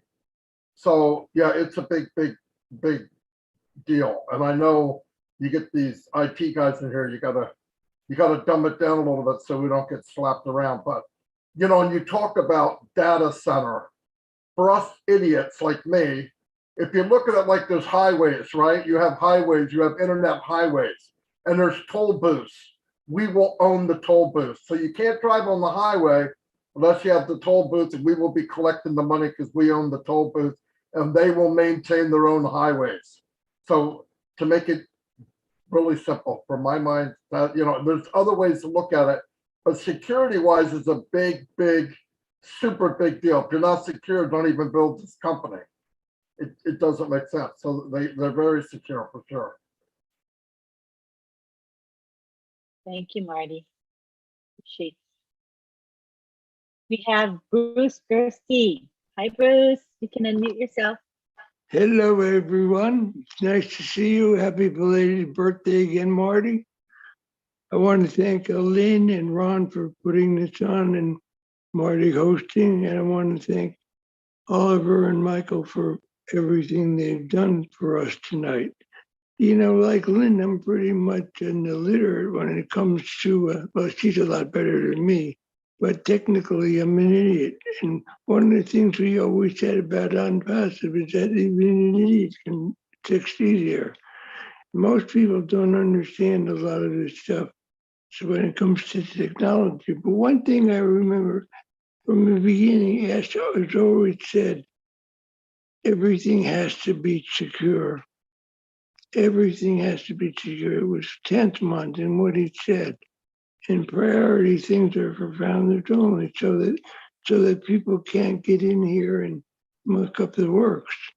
But aside from that, I have great faith in Ash and everything he does. And the ins and outs of how do we get secure and all that doesn't matter to me. I just know that Ash is going to make sure we're secure. And you can rest assured with that if anybody has a question on that. My question to Michael and Oliver was, there are a lot of billion-dollar companies, like Michael has said, that spend thousands and millions of dollars on the cloud every year. So let's say someone decided, I'm going to take it to $97 and get into this little obscure company because it sounds like they may have something they can use, and they could use everything is like Bill said in his magnanimous way. This is a one-stop shop. So if somebody comes in and has billions of dollars, or comes in for $97 and spends the 200 to 300, whatever it may be, to get the one-stop shop. When it comes to the databases that they have that they want to transfer over to here, are they going to have to pay more than the $250 for that? Want to take that? I think that question, the CEO will answer that question when it comes to the payment and the savings. But maybe Madi should have on that when it comes to payment and how they're going to put the bundles to pay for the for the transmission of the data. Just, I don't know. Maybe the CEO Madi might have an idea on that. But I know they pay. My company, we pay $1 million to transmit data from our data center to AWS. We pay $1 million. This is just for the transmission of the data. This is not talking about how well as it's going to be there, because it's a SaaS, which is a software as a service, which therefore they are going to take the responsibility to handle all, to protect the data, pen tests, firewalls, everything. They will take responsibility. That was different, and that is how we're also going to make money. The transmission of the data, the cost to transmit those data, and a monthly payment that our data is going to reside in our cloud center. But for how much that OnPassive will pay, will cost for companies to transmit their data, I don't know. No, I don't think we know. I do know this. They'll charge less than everybody else. Yeah. That's where the value will come in, because they got super value on everything else. Yep. So people will want to come mainly for that reason. The other reason is OnPassive is going to sell itself through being different than any other company, right? We know that. They're going to be upfront, led by heart. People know it. And then what happens is when companies see that, and then all of a sudden you say, oh, by the way, the company that you admire, they now have a data center. Would you like to store your data there and run through us instead of somebody else? It's a done deal. You don't have to sell anything. It's going to happen because they've already sold who they are before they get to that point. So yeah, everything he's doing is strategic. He knows why he's doing it, when he's doing it, how he does it. And you got to go somewhere, right? You have to go somewhere. A lot of people go to data different areas than just one. But if you own your own data center, oh my God, and then you use that as part of your revenue service also, and if you can do it efficiently, and you can charge less, and you can be secure, you're done. It's a done deal. It's not brain surgery. It's people are looking for that. People are looking to save, they're looking to get better value. Machine learning, no doubt, it's not going anywhere. It's only going to increase every day. Next 5 years, we won't even recognize what we have now in 5 years. So, and because he's thinking ahead, yeah, I mean, there'll be big companies probably in a couple of years that will actually host through OData, whatever he calls it. But So you think that he will have different tiers for people who are coming in with huge databases that come in? well, I mean, it all has to do with supply and demand. I am not an expert, but if I'm a medium-sized business, I don't need as much data to be stored. But if I'm in Unpassed, for example, that's huge. I mean, he's gonna, just for O-Pounder, GoPounder site was 30 grand a month just to host that one site. And this is much bigger than that. This will be, that's why now you hear about the migration. Everybody goes, well, I've got this, I don't. I got this, I don't. I got this, but I don't. You're not being left out. A lot of it is it takes that much time to process data across the world. But when you start to own these centers and you control the in and out and how much you have, I mean, it's a very powerful thing. It's you own your own city. You own the universe that you live in. It's pretty cool stuff. Well, it's starting to feel like we're going to have the keys to the kingdom. Well, the kingdom will be ours. That's the thing, Yep. right? I mean, the kingdom will be ours. Yep. And you don't have to rely on somebody else. I mean, a data center can actually shut you down. They could say one reason they did it, but they can have any reason to shut you down. Yep. And if you're big and you rely on them, especially a big data center like AWS or something, Exxon or something, which is the biggest, I think. But anyway, if you're relying on them and they decide to, whatever they decide, man, I mean, you're hurting and you can't afford to go down 1 second, not 1 second. So That's why it's important for us to have our own centers before they know what we're doing. yeah, I just, everybody's worried about other companies coming after us. Remember one thing very important.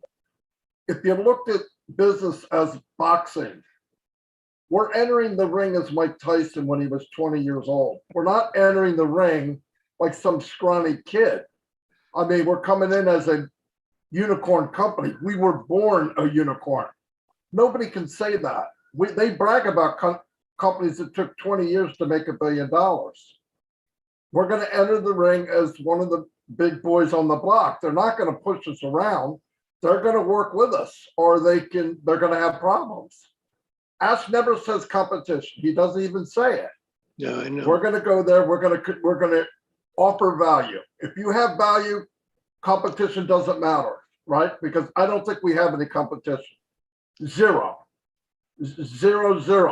People got to think about what's being said. There is no competition. Name any product we have and think of the price and think of the value. It's a done deal. That's why he doesn't say it. He's not out to get anybody. He's not out to destroy anybody. He's going to lay the buffet on the table, and whoever wants to come and eat is going to come and eat. Trust me, there's going to be a lot of people eating. A lot. Big companies, big companies. I think they're probably already knocking on the door. They see what's coming. Yeah, I mean, you don't enter the big boys league and not be ready. We're entering big. We're not entering as a small company. We are top dog. We're highly trained, and we can knock out with one punch. You don't have to, but we could. So that's what he's building, a foundation with big legs and a strong core. So you can go to the fight if you have to. Take that to the bank. Thanks, Thank you. Marty. Thanks, Marty. Thank you, Bruce. You're welcome. Next, we have Tony Monk. You can unmute. Thank you, Lynn. I think we're more like a decacorn company, Marty, which is going to be the 10 billion plus a year. I remember something that Ash has been saying for the past few years, and that's we're going to be the hunted. We are going to be the hunted. In other words, we have everything that we need. People are going to want, and they're going to be coming to us. Another question that I have. Okay, so we as founding members, we understand the concept of the business. We know it's an automated system. We understand the products that we have. We're learning all the time.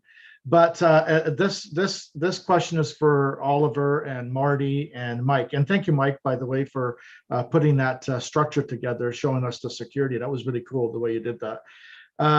Okay, so we understand the concept. Now we're going to own a data center. Okay, a data center is huge. Now let's talk about the revenue part of it, the apples. What kind of apples are we looking at as founding members with our own data center? Can somebody explain that? Oliver? And it's huge. It's huge. Just look at Amazon. Amazon is a distribution company.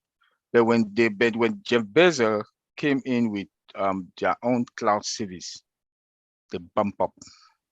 The graph just pop up. So, and there are different avenues for us to make money with our data center. Like we just talked about migration. We talk about the services that we're going to provide, that your data is going to reside or be stored on our premise. You know, I've talked about the service and software as a service, platform as a service, infrastructure as a service. So all those services that we are going to provide, the security that we are going to provide, there are a lot of avenues that we are going to make money. For me to sit there and stock the exact amount, I think Lynn showed some numbers from between now 2022 and 2025, $940 something billion. Just imagine how much OnPassive is going to take from that $940 something billion. You know, it's going to be huge. I can't really put an exact figure on how much we're going to make, but I know, like my brother Marty just said, we are going to be the big dog, and we are getting into the boxing ring like Mike Tyson when he was 20 years old. And we are going to sweep the market. That I will say that authoritatively because I've been in the industry for long. So I know when Ash talk, I listen to him. I know what is coming. And knowing what the other people, remember that we're also going to have third party that are going to work with us. And they are going to make billions of dollars also. Because I know a lot of other companies that are third party to Amazon, they are multi-billion-dollar industry. One is Snowflake. If anybody can go Google Snowflake, I think they're $3-point-something billion industry. But they are third party. They'll come to you, get the data, go store it to Amazon. So we are going to be the big dog. And for the exact amount of money, but I know we are going to have a large chunk from that $940 something billion. I know that very well because our services, like Mamadi just said, our prices is going to be down, affordable. You come and buy our products. We have for less than no cost, no licenses, unlimited. Then the price that OnPassive will say, okay, you will store your data here on this price. Then when you compare it with where you are now, where the companies are now, every CEO want to save money. All the CEOs, they want to save money. And like I said, most of the CEO will refer OnPassive to their other CEOs because of our cost, because of our price, the unlimited, our services for less than what they are paying. Maybe Maddy will have something to add on that. Thank you, No, brother. I don't think you could put a price, but if you keep building a bigger and bigger net, you're going to catch more fish. And SWPR is building a huge net that's going to engulf the whole world. When you reel that pig in, you're about to have some fish on it, okay? And it's just, he's not going for one thing, he's going for hundreds and hundreds and hundreds of different small things that people either want or need, and he's following all of it. And when you say about the hunt and the hunted, he said that we're going to be the hunted. He said that a couple of years ago, and I didn't get it. I got it, but I didn't get it. And as we were going on and on and on, I started to realize what that means. When the bell curve reaches that you have more customers in your group, whatever it might be, whatever we're doing, whether it's data center or the products or whatever we're doing, digital products or handheld product, whatever, when it gets to like a Facebook size scale where you're talking 1 billion people in your group or over 1 billion, you become the hunted. Why? Because where do people go to sell their goods and services? They go to consumers. If the consumers are in your atmosphere, which would be on passive, you become the hunted. Whatever, you don't have to go advertise anymore. The day will come that advertising will be finished for on passive. I know everybody's thinking that's impossible. No, it's not. Who does Facebook advertise to? Let me know. No one.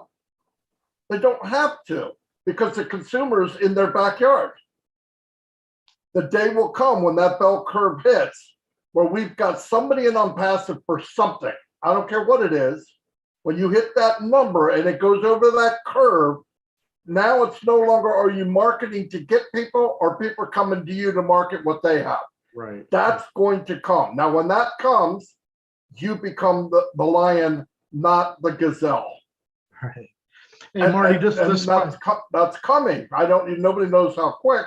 That's about as technical as I can get, Tony. Okay, so I have a question for you. I have another question for you, Marty. This one is specifically for you, and I've answered this question many times. There's a lot of founding members that have this confused about the profit sharing of the company. What is the difference? And I've answered this question many times, but I wanted to hear your perspective from this. What is the difference between shareholders and founding members?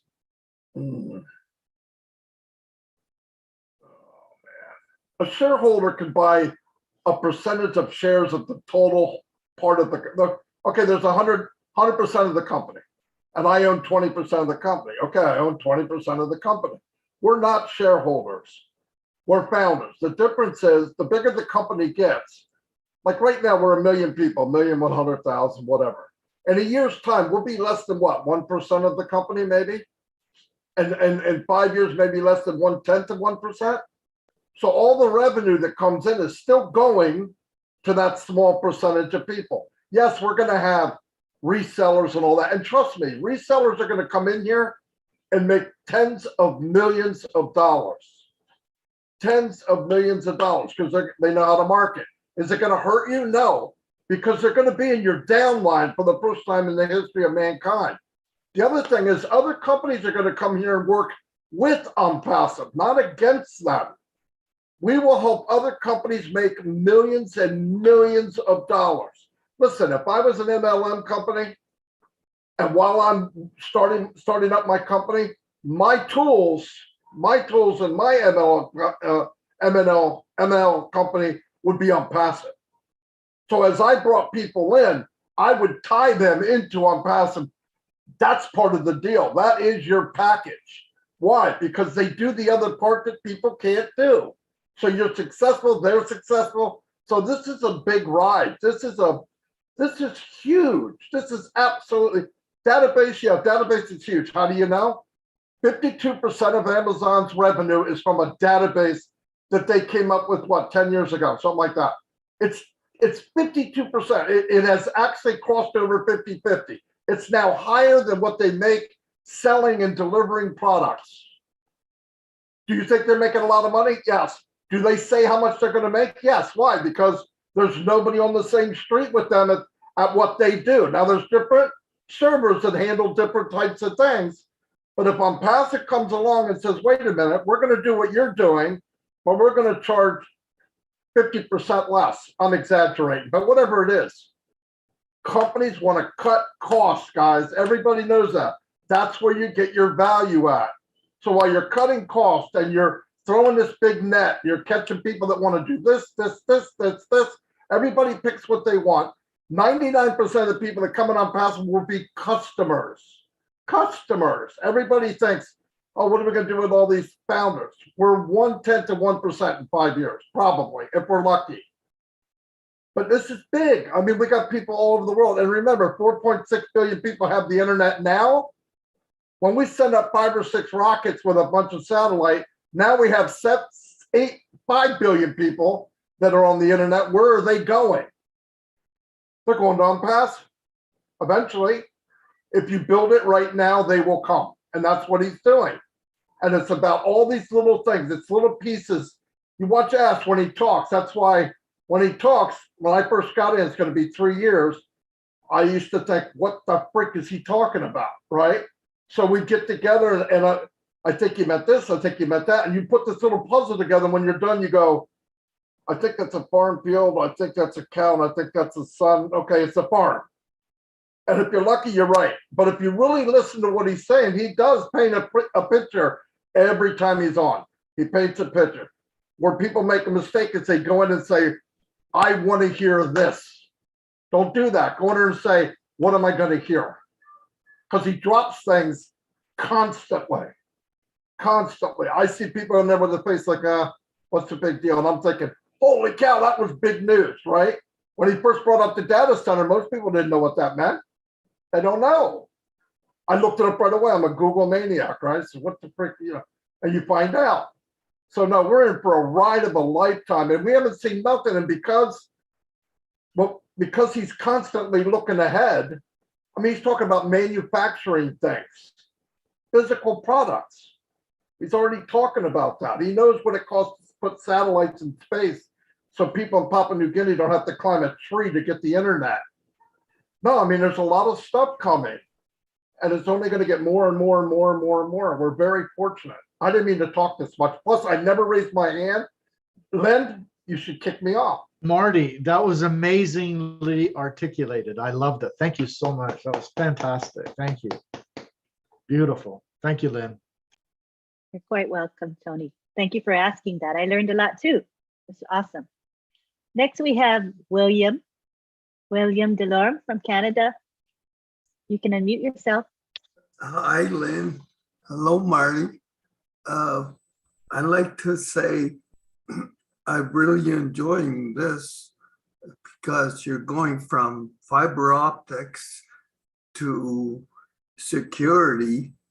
And what I'm hearing is that you really care about the little guy because they've made a business out of hacking, and security is another big business. So they are not going to, that's what Ash Marfari said, that they're not going to like on passive because we are the correction to the corruption.